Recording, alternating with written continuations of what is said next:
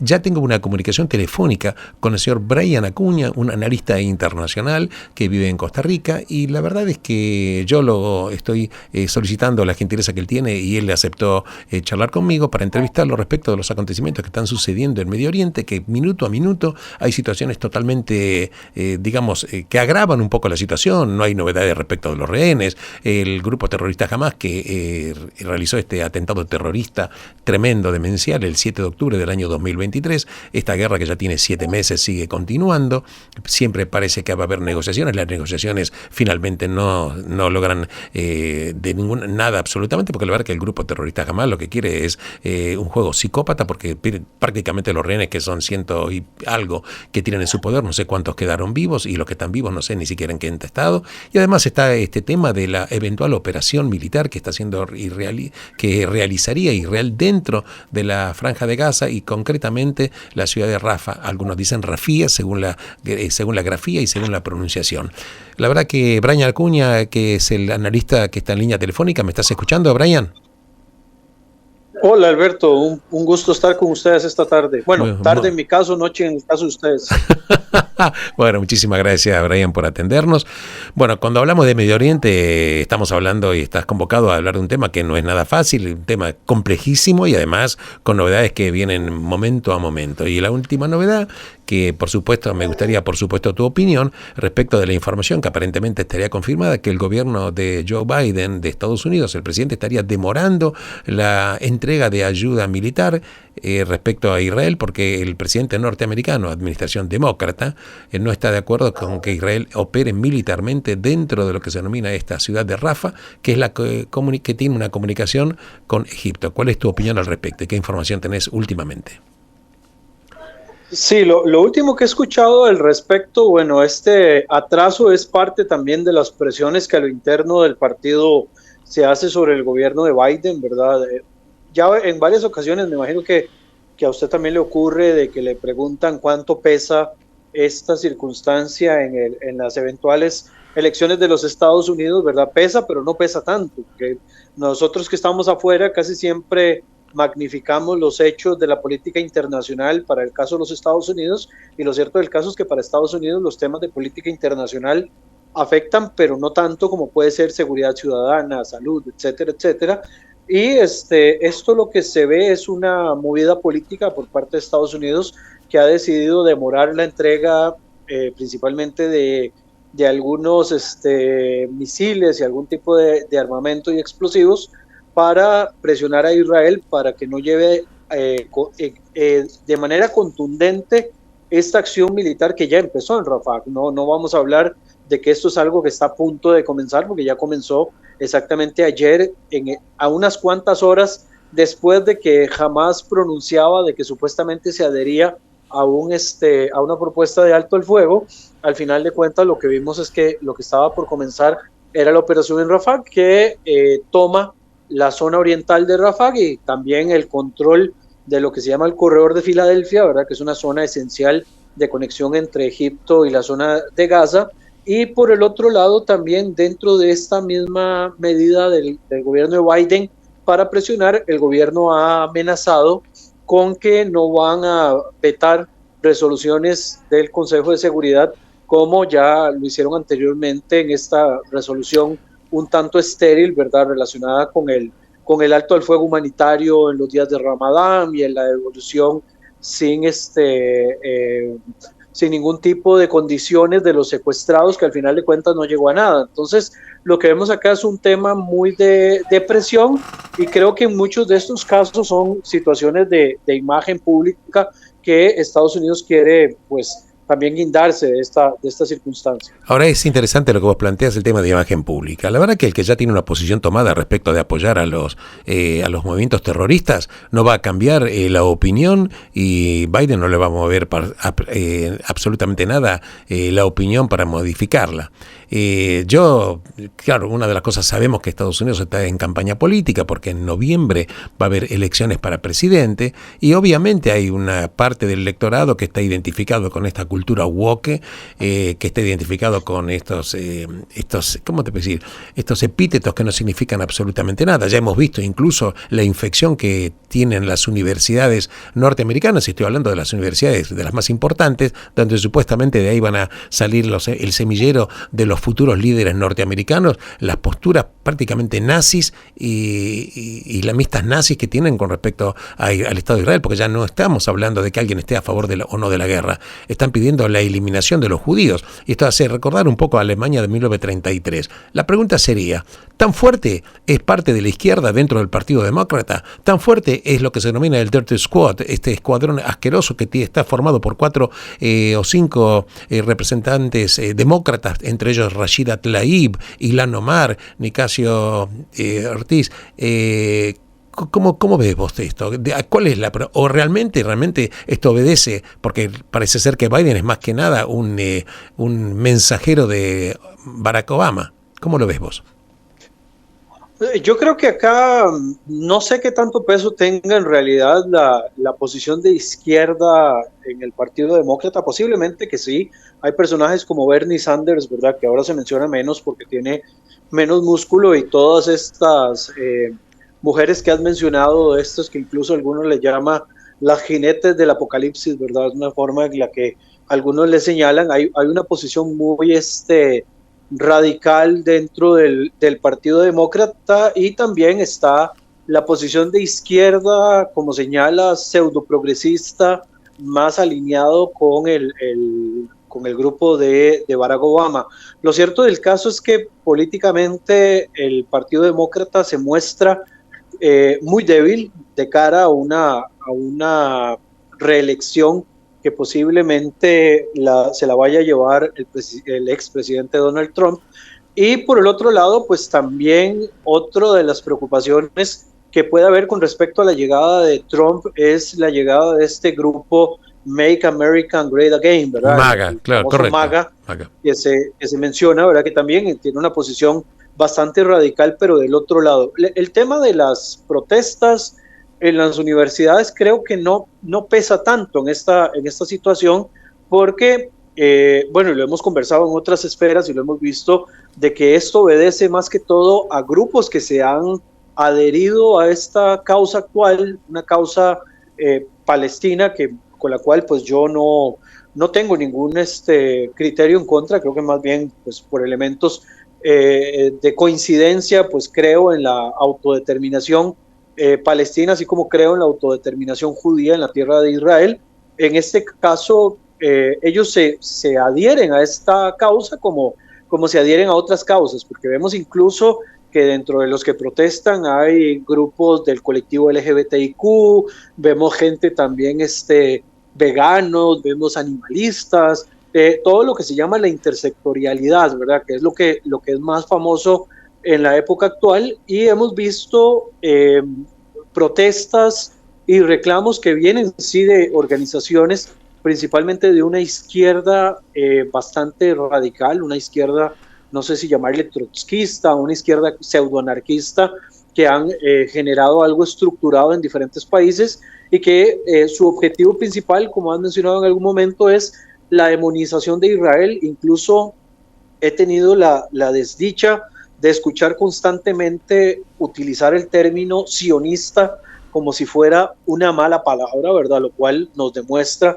que hay una tergiversación del concepto en cuanto a su naturaleza, y asociar al sionismo con el nazismo, lo cual también es una aberración de carácter histórica que no tiene ningún tipo de sustento, pero que vemos que se sostiene por Vox Populi, ¿verdad? Así como se sostiene por Vox Populi pensar de que realmente en Gaza hay un genocidio, así como se sostiene por Vox Populi decir que no hay un conflicto, sino que no se puede hablar de guerra si no hay dos bandos. O sea, una serie de clichés que se utilizan en el caso de este conflicto para sencillamente tergiversar un poco la realidad. Y hemos visto que quizás para mí ha sido lo más llamativo de todo este conflicto, como lo ha sido en los últimos años el tema israelí-palestino, el uso de la prensa, ¿verdad?, y la propaganda, que ha sido pues magistral la utilización y las veces que la prensa internacional ha mordido el anzuelo en algunas cosas que se han tirado, incluso en esta última ocasión, vender la idea de que Israel se negó a un alto al fuego aceptado por Hamas, sin decir que realmente el pseudoacto alto al fuego que Hamas estaba adhiriéndose era un alto al fuego que ni siquiera fue negociado con Israel. Eso es parte de toda esta campaña, y lo habíamos visto también días atrás cuando se proponía un alto al fuego en el cual los palestinos pedían hacer una tregua de 5 años, impulsar un Estado palestino para ellos también ser políticamente parte de la OLP, y una serie de aspectos que los medios han ido mordiendo anzuelos paulatinamente, así como en un inicio de este conflicto los vimos morder el anzuelo con el tema de del supuesto bombardeo al hospital. De Ahora, Al-Hilal. es importantísimo lo que vos planteás, porque vos sabés que medios importantes internacionales, CNN, BBC, Euronews, etcétera, levantan como fuente, que se supone que la fuente tendría que ser una fuente razonable, como mínimo objetiva, las informaciones que provienen de Al Jazeera. Y Al Jazeera, que es una cadena informativa que está financiada por Qatar, que Qatar también, por supuesto, financió a las universidades norteamericanas, más que financió la invasión que provocó que los claustros directivos de las universidades más importantes de Estados Unidos estén infectados prácticamente de personas que de alguna manera ni siquiera tienen el coraje de decir que Hamas es un movimiento terrorista, que lo que es un grupo de asesinos, y lo único que contestan es que depende del contexto. Y no solamente esto no les basta, porque incluso los acampes que hay en las universidades norteamericanas son prácticamente una cosa increíble. Y también es cierto que cuando la policía empezó a detener a estos, yo no diría revoltosos, estos militantes, apenas un porcentaje eran estudiantes, otros que eran directamente militantes profesionales que estaban tratando de sembrar el caos.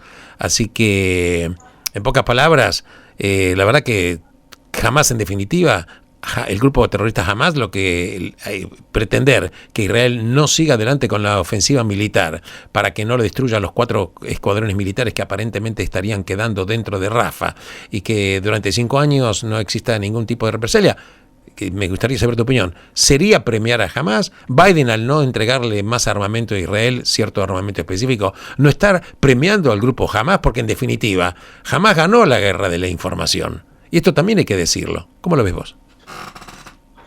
Sí, en ese punto creo que no es tanto premiar a Hamas, sino castigar o tensar un poco a Israel, ¿verdad? Y tratar de verse ellos como Estados Unidos, como que realmente están buscando un proceso de alto al fuego, ¿verdad? Además, es un carácter muy tibio por parte del gobierno de Joe Biden, que ha venido demostrando a lo largo de todo su mandato, ¿verdad? Lo vimos con el tema de Afganistán, lo hemos visto con temas relacionados a Turquía, etcétera. O sea, no es la primera vez que el gobierno de Biden se muestra tan tibio y tan ambiguo, ¿verdad? Algo que sí parece muy sacado del libreto de Obama, ¿verdad? Como político en política internacional.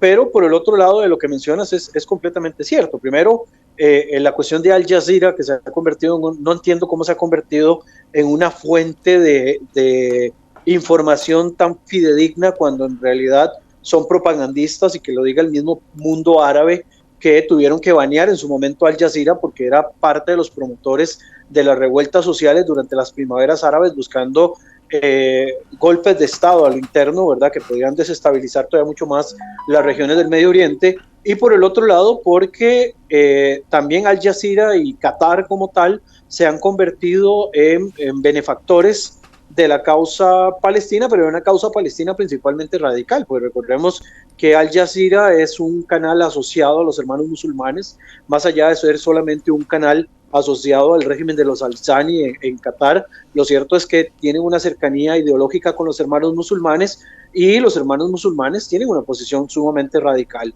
Entonces creo que Occidente y los medios de prensa, queriendo hacer un santo, ¿verdad?, hablando del uso de la información y de la libertad de prensa y de la defensa de los derechos humanos, terminan haciendo un chancho, ¿verdad?, un santo, expandiendo ideas que son muy ambiguas y que son incluso muy nocivas en esta cuestión de la información y la desinformación. Aciertas en cuanto a que Hamas gana en cierta medida en la guerra de la información. No es la primera vez que un grupo proxy gana la guerra de la información. En el 2006 el Hezbollah vence a Israel, entre comillas, ¿verdad? O vende la idea de que ellos ganan la guerra contra Israel por el hecho de que Israel termina replegándose y a través de la guerra de la información, pues ellos se dan los ganadores, ¿verdad? Eso es parte de los procesos de las guerras actuales, ¿verdad? Guerras asimétricas y guerras híbridas que llevan a que la noción de ganador o perdedor es muy difusa y que al final de cuentas no es el que genera más, en el contrario, sino quien vende la imagen de que en realidad son los que van ganando, los que terminan pues dándose el lujo de decir, sí, nosotros somos los que ganamos la guerra, ¿verdad? Claro. Si Hamas sobrevive a este conflicto, evidentemente Hamas es vencedor, así quede solo Yahya Sinwar, ¿verdad? Sobreviviendo en la Franja de Gaza, porque los propios liderazgos de Hamas han dicho de que sus objetivos se van a basar incluso sobre la sangre de los mártires, ¿verdad? Y absolutamente, es importante. Que toda la sangre de palestinos que mueran, pues al final de cuentas a ellos les sirve para propagar. Absolutamente, mayor cantidad de muertos en la Franja de Gaza le viene como anillo al dedo, porque la verdad que jamás lo que no pretende es salvar vidas, lo que pretende es matar. Y cuando hablamos de matar estamos hablando de que manda al matadero a los propios palestinos. Que dicho sea de paso, hay que recordar a la gente que en el año 2005 Israel se retiró de la Franja de Gaza. ¿Qué quiere decir? Que en el año 2023, desde el año 2005 hasta el año 2023, estoy hablando de 18 años, Israel no tenía absolutamente nada en la Franja de Gaza, a punto tal de que incluso la gente que vivía en la Franja de Gaza tenía diariamente un par de miles de personas venían de la Franja de Gaza a trabajar en Israel. Dicho sea de paso, los sueldos de Israel eran 10 veces más elevados que los que había en la Franja de Gaza. Y finalmente, hasta unos días antes del ataque terrorista del 7 de octubre, estaba en negociaciones con Israel cómo incrementar el cupo de gazatíes que pasen a Israel para trabajar, y finalmente la verdad que lo que Gaza es lo que Hamas tiene como estandarte es la cultura de la muerte. No le interesa salvar vidas en absoluto, nunca lo fue ni nunca lo será. Y respecto a lo que el señor Brian Acuña, con quien estamos hablando, analista internacional, está planteando, que la matriz de Hamas proviene y por supuesto de Al Jazeera, proviene de los hermanos musulmanes, que fue un grupo creado en 1928 en Egipto por Hassan al-Banna, que trató incluso de derrocar al gobierno de Egipto. Por eso Egipto tampoco no quiere tener nada que ver con no solo con ningún movimiento terrorista, no quiere tener nada que ver ni siquiera con los palestinos. Por eso Egipto tiene cerrada la frontera, no permite que ningún gazatí llegue a Egipto. Esta es la verdad, un tema muy complicado. ¿Cómo ves vos los próximos acontecimientos, Brian? ¿Cómo sigue esto? Bueno, esto va a seguirse tensando, ¿verdad? Mientras estén las operaciones militares, vamos a seguir viendo manifestaciones que además están estructuradas. Yo estoy en un proceso de ver, digamos, todas las fuentes de donde sale esta motivación para hacer protestas tan magistrales como estas, ¿verdad? Que no hemos visto en otros casos, ni siquiera en Siria o Yemen, donde hay temas humanitarios gravísimos, o el caso de Sudán, bueno, póngale el nombre que quiera, la situación también es muy grave en otras partes. Pareciera que para algunos el hecho de que se resuelva este conflicto es como traer la paz al mundo, algo que es una quimera a todas luces.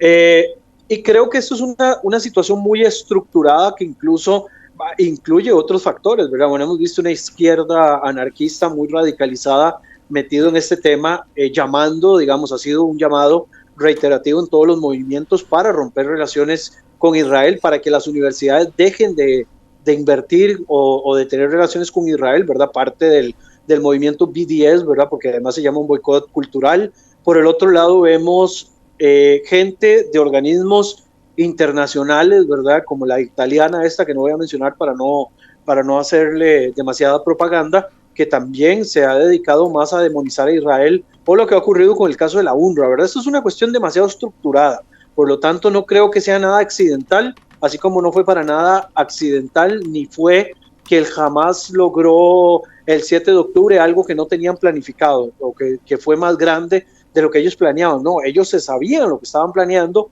sabían la respuesta contundente que se les vendría encima y sabían que se podían guindar de esa respuesta contundente para lanzar una campaña que tiene varios enfoques, un enfoque político, un enfoque militar y un enfoque diplomático y propagandístico a todas luces para desacreditar a Israel y buscar su destrucción de alguna manera, ¿verdad? Buscar el aislamiento de Israel en los ámbitos diplomáticos. El objetivo de ellos es que Israel sea debilitado, ¿verdad? Y recordemos que hay un principio dentro del mundo árabe y del mundo musulmán de que las muestras de fuerza y mantenerse fuerte es lo que te hace sobrevivir. En el momento en el que tengas una muestra de debilidad, te van a caer con todo. Por eso también insisten en un alto al fuego, en una hudna, en una tregua, ¿verdad? Porque ellos quieren reorganizarse para seguir dando con todo. Por eso para Israel ha sido fundamental hasta el día de hoy, pues ir con todo para tratar de desmembrar a Hamas en primer lugar.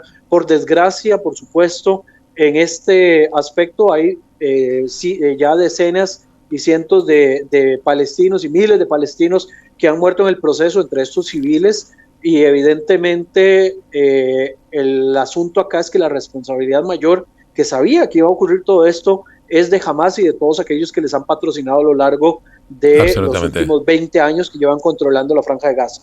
Bien, Brian, te agradezco enormemente la gentileza que tuviste y bueno, veremos cómo sigue la historia y te convoco en cualquier momento para seguir charlando del tema. ¿Qué te parece? Claro que sí, estamos a la orden, Alberto, y un gusto haber compartido con ustedes en este ratito. Un abrazo enorme, gracias.